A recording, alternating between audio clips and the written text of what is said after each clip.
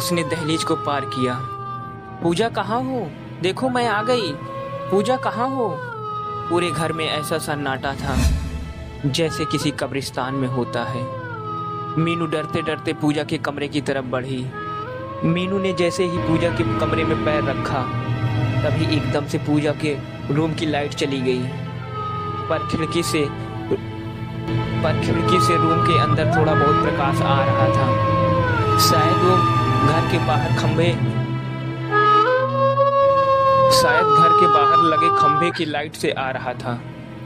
मीनू को ऐसा लगा मानो उसके शरीर से उसकी जान निकल गई हो। मीनू का सारा जिस्म पसीने से नहा गया।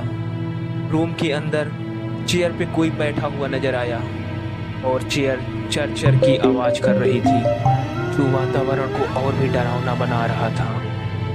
मीनू धीरे धीरे उस चेयर की तरफ बढ़ी। मीनू 5 कदम की ही दूरी पे बढ़ी थी तभी उसका मानो ऐसा कोई बल जकड़ लिया हो। फिर उसने महसूस किया कि पकड़ने वाले का हाथ बर्फ की तरह ठंडे हैं।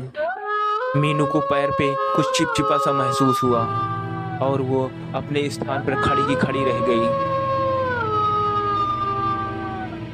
आंखों में मौत का खौफ साफ दिखाई दे रहा था। उसकी आवाज गले में कहीं अटक सी गई थी।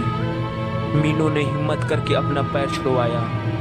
पीछे मुड़ करके नीचे देखा तब वहां पर कोई भी नहीं था।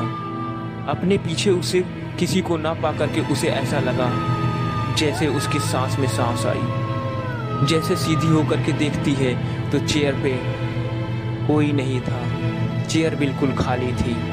अभी इस पर थोड़ी देर पहले कोई था, अब कोई नहीं है। मीनू को बहुत डर लग रहा था।